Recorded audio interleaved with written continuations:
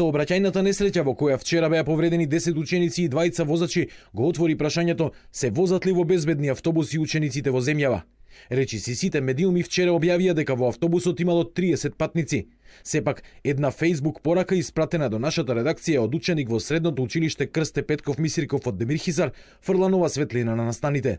Во автобусот се превезувале над 50 ученици, од кои 15 стоеле. Тоа се ученици од едно основно и едно средно училиште. Фирмата Транскоп требало да пушти еден автобус и еден минибус, но пуштила само еден автобус, во кој се возеле ученици од 5 села и плюс возрастни луѓе на денот на сообраќајката. Фирмата Транскоп располага со неисправни автобуси во кои се возат деца. Но оваа вистина Транскоп ја прекри за да се избегне казна. Оваа информација ја соопштувам со цел јавноста да види со какви автобуси располага фирмата Транскоп. Вчера во јавувањето во живо на нашата екипа од местото на настанот, јавноста беше сведок на обид на луѓе кои не се идентификуваа да не спречат во известувањето. Прво да се договориме да ви кажам што треба да направите по постапок.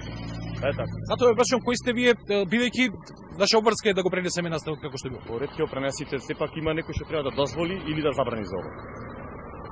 Дали сте вие тој? Господине, кажавте, тргнете камерата. Сепак телевизија 24 дознава дека човекот кој не спречуваше е вработен во Транскоп Битола. Во текот на нашето известување, тој цело време дофрлуваше дека нема повредени и дека ништо од она што го кажуваме не е точно. Значи не е точно тоа што го кажувате дека шофер е повреден, дека се тера. Значи ова е официјална информација, господине. Вие влегувате директно во вестник цела Македонија. Затоа ја сакам да дискутираме. Не можеме да исклучиме камерата. Наша работа е ова да го известиме. Имаме информација од полиција. Болница. Сето тоа е во ред. Чудно е што и од полицијата вчера погрешно информираа за местото на несреќата. Според СВР Битола, сообраќајката се случила на патот Демирхисар Кичево. Телевизија 24 беше единствениот медиум кој вчера го посети местото на несреќата. Оштетениот автобус го најдовме на патот од село Вардино кон Демирхисар, без никакво обезбедување околу него, па денеска на наше барање каде всушност се случи несреќата, од полицијата добивме извинување.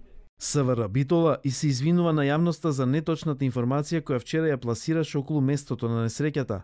Таа се случи на пат од село Вардино Демирхисар, а не Демирхисар Кичево, како што објавивме. Грешката е ненамерна и се случи во брзање, поради големиот интерес од медиумите за деталите за несреќата. Истрагата околу причините за сообраќајната несреќа се уште се утврдуваат. Од СВР Битола велат дека не го објавиле името на Транскоп за да го заштителе угледот на фирмата. Транскоп го тресат повеќе скандали од сообраќајни несреќи до корупцијски афери.